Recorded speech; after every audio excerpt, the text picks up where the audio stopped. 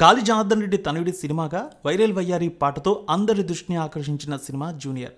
So మొత్తానికి పుష్కర కాలం తర్వాత Genelia reentry ఇచ్చిన సినిమా ఇది. మంచి అంచనాలతో శుక్రవారం ప్రేక్షకుల ముందుకు వచ్చింది. మరి సినిమా ఏ విధంగా ఆకట్టుకుంది ఒకసారి రివ్యూలో చూద్దాం. విజయనగరానికి చెందిన కోదండపాణి, రవిచంద్రన్, శ్యామల ఈ దంపతులకు ఆలస్యంగా పుట్టిన బిడ్డ అభి. కొడుకు పుట్టగానే భార్య చనిపోతుంది. దీంతో కోదండపాణి తన కొడుకుకి అన్నీ తానే పెంచుతాడు. తండ్రి కొడుకు మధ్య ఏజ్ గ్యాప్ ఎక్కువ ఉండడం, ఆయన చూపించే అతి ప్రేమ అభికి చిరాకు తెప్పిస్తుంది. ఇక తండ్రికి దూరంగా ఉండాలని పై చదువుల కోసం సిటీకి వెళ్ళిపోతాడు అభి. 60 ఏళ్ళు వచ్చాక మనకంటూ చెప్పుకోవడానికి కొన్ని మెమోరీస్ ఉండాలి కదా అంటూ స్నేహితులతో కాలేజీ లైఫ్లో ఎంజాయ్ చేస్తాడు. ఇక తోటి స్టూడెంట్ స్ఫూర్తి శ్రీలీలతో ప్రేమలో పడతాడు. ఆమె పనిచేసే కంపెనీలో ఉద్యోగం కూడా వస్తుంది. తొలి రోజే తన ప్రవర్తనతో బాస్ విజయ్ సౌజన్య జెనీలియాకు చిరాకు తెప్పిస్తాడు అతను. ఆ తర్వాత విజయ్ సౌజన్య గురించి ఒక నిజం తెలుస్తుంది. ఈ కారణంగా ఆమెతో కలిసి తన సొంతూరు విజయనగరానికి వెళ్తాడు.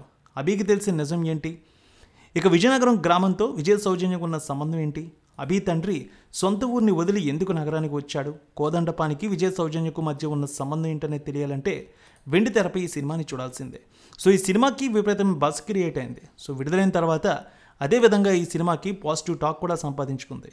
కిరీటికి ఇది తొలి చిత్రమే అయినా తెరపై చూస్తే మాత్రం ఎంతో అనుభవం ఉన్న నటుడిగా నటించాడు. యాక్షన్ సీన్లతో పాటు ఎమోషనల్ సన్నివేశాల్లో అదరగొట్టేశాడు. ఇక డ్యాన్స్ గురించి ప్రత్యేకంగా చెప్పాల్సిన పనే లేదు. సో వయ్యారి పాటతో శ్రీలీలతో పోటీపడి మరీ డ్యాన్స్ అయితే చేశాడు. కొన్ని స్టెప్పులు జూనియర్ ఎన్టీఆర్ స్థాయిలో వేశాడని చెప్తున్నారు అందరూ కూడా. ఇక శ్రీలీల పాత్ర పెద్దగా ప్రాధాన్యత లేదు ఇందులో. చాలా కాలం తర్వాత జెనీలియా ఒక మంచి పాత్రతో రీఎంట్రీ ఇచ్చింది. విజయ్ సౌజన్య పాత్రకు ఆమెకు న్యాయం చేసింది. హీరో తండ్రిగా రవిచంద్రన్ ఉన్నంతలో చక్కగా చేశాడు.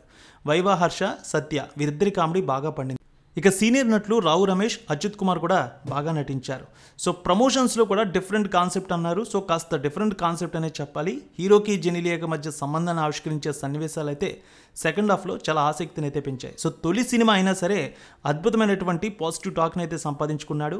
సో మొత్తానికి ఇప్పటివరకు అయితే మంచి ఆక్యుపెన్సీతో ఈ సినిమా అయితే రన్ అవుతోంది.